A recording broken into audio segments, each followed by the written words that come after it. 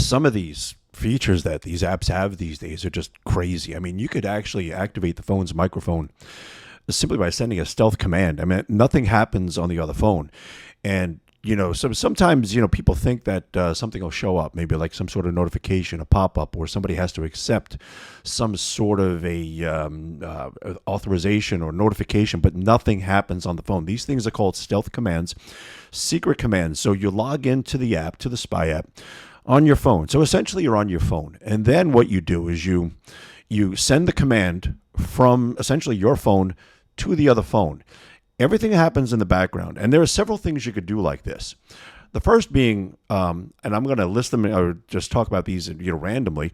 GPS tracking is very, very popular. So you can get the exact GPS location of that phone at that moment simply by sending that stealth command. And as I said, nothing happens on the other phone. Like, it's not going to ring, it's not going to chime, it's not going to light up or vibrate or anything. The battery is not going to heat up. The other person, that phone will not register one thing, and then it will report back to you that phone's GPS location. So it'll come back to you on your phone as a push pin on a map with the street address, city, state, zip code, everything, right down to within like maybe 3 feet of its actual location. Now, they do have restrictions on these things, so you can't like actively stalk somebody. So you can get their location like every 5 to 10 minutes or so. There are some restrictions because sometimes people obviously do misuse these things, and they really, obviously you shouldn't. Now, another one is remote microphone activation. Now, this is a feature that's available on, that again, you send the command, you send the stealth command, the secret command from your phone to their phone, and then it activates the microphone. Now, when this happens, that person on the other end can listen to the surroundings of that phone as if they were as if they were sitting in that room themselves. I mean, it really is. It's scary when you think about it, because there are wiretap laws, at least here in the United States, and I'm sure in many other countries as well. So you have to be careful. Of course, you never want to do anything illegal, but these things are powerful. These things, it's a lot of power to have in the hands of the average consumer. So anyway, you activate the microphone, and it's just like listening to me and you talk. Like if someone is sitting in that chair right over there, they're listening to us talk. They're listening to me talk to you, answer your questions and everything, and explain all this stuff to you as if they're sitting in that chair themselves. Now, of course, this does create, privacy issues, but, I'm not here to discuss the privacy issues. We're just talking about what these apps can do. Now, in addition to this, you can also activate that phone's video camera. That's right. You could send we'll say designated commands to make a 3-minute video, a 5-minute video, a 7-minute video, or you could just have it go on and on and on, just like an extended video. So what you do is you'd send a text to start the video, and then I'm not a text. I'm sorry. You would send a secret command to start the video, and then you would send another secret command to end the video. Once that is done, once the video is done, you get the audio and the video of the forward-facing or rear-facing camera, whichever one you happen to choose, and it'll take video and audio of whatever it's looking at that moment. So yeah, once that's done, then it compresses the video and sends it to you. So then you could view it on your phone just as you would like a TikTok video or a YouTube video. It's quite amazing. And this is just a few things that are available. You also have on-demand text. So what the app will do, you can get text messages, WhatsApp messages, and DMs from like social media apps and things like that. And you'll get periodic uploads. But what you can do, you get this stuff on demand. Again, you could send the secret command and get these things on demand, like every minute or every 2 minutes, instead of having to wait every 10 to 15 minutes. And then when you do that, you're going to get all those current text messages. Any text message that happened between the last upload and the next upload, you're going to get. You're also going to be able to get the deleted text messages as well. And this, you've heard me say this before, is the gold mine when it comes to this type of stuff, because deleted text messages are super, super valuable, because anybody who's doing something that they're not supposed to be doing, and again, I'm not speaking within any certain context here, so I'm just talking about, again, what these apps can do. They're going to be receiving text messages, and they're going to be deleting them as well. So people think that when you delete a text message, it's gone for good, but trust me when I tell you it's not. And this goes all the way back to the very beginning of computers. When you delete something on your phone or your computer, it's not gone. It still resides within the storage system of that device, and it stays there until another piece of data is written directly on top of it.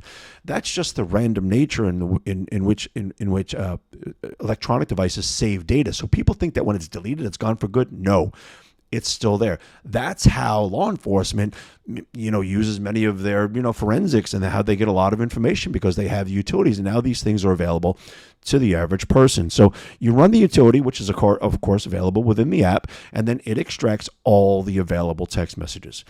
Now, people ask, how far back can you go? Well, we've had people retrieve text messages that were about 4 years old. Now, granted, anybody who's looking for deleted text messages really isn't going to be interested in something 4 years old. They're going to be interested in something maybe, 4 days old, or maybe even 4 hours old. So it really, and again, that's how long they can stay there. So typically, if something was sent or received and then deleted, that's going to be available within the next few weeks or few months. My guess is that it'll be a very, very good chance that will still be available. Now, there's also call recording. Call recording is a very useful feature, but again, you have to be careful with things like this, because you can record now both sides of the conversation. Now, here in the United States, they have dual consent and single consent states, so people should always be aware that no matter what you decide to do, if you do decide to use one of these monitoring apps to solve whatever problem you are having in your life, you have to operate within the framework of the law. I mean, in no way am I advocating to doing anything illegal, so I want people to understand that. So call recording, also FaceTime call recording, these things can get done. And the FaceTime call recording is pretty cool because, you get the audio and the video of the FaceTime call, and you play it on your phone, and it looks exactly as it did when it took place on the monitored phone. And, stuff like this is just amazing. There's also a keylogger. Anything that's typed in through the keypad will be recorded, with the exception of passwords.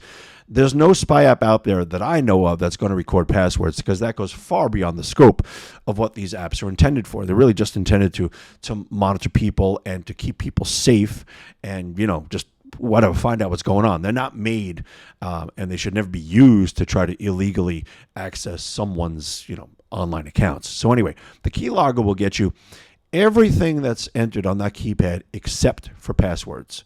And so that's also a very useful feature. You could find out what somebody maybe is searching for when they log in, when they go to their search engine.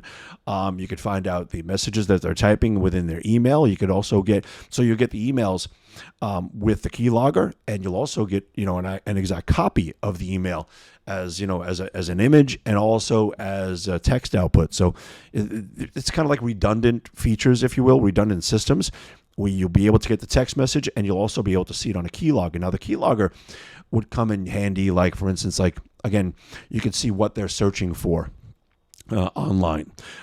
Maybe you could use the keylogger to find out, whatever they happen to be typing in their notes or something like that. That's where the keylogger would really come in handy. Now, also, people talk about how to install these things. They're very, very easy to install. All you do is download the app to your phone, then you enter the telephone number, the phone you want to spy on, then the app takes over from there.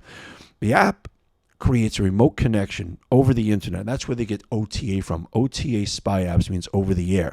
And they create a remote connection over the air, or over the internet in this case, between one phone and the other. And once that remote connection is established, that's when you're going to be able to see all those text messages, emails, the GPS location, search history, photos, videos, social media activity. Everything that happened on their phone is going to be sent to your phone. It will appear on your phone the same as it did on theirs. And that's the beauty of these OTA spy apps and the way they work. They're driven by artificial intelligence, AI. I'm sure everybody's heard of AI by now.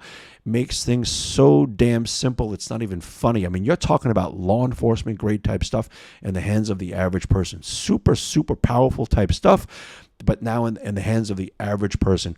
And it's a great thing, because it'll help people really set themselves free. It'll help people find out the truth of whatever situation they happen to be dealing with. But at the same time, you need to be responsible when you're dealing with software as powerful as this.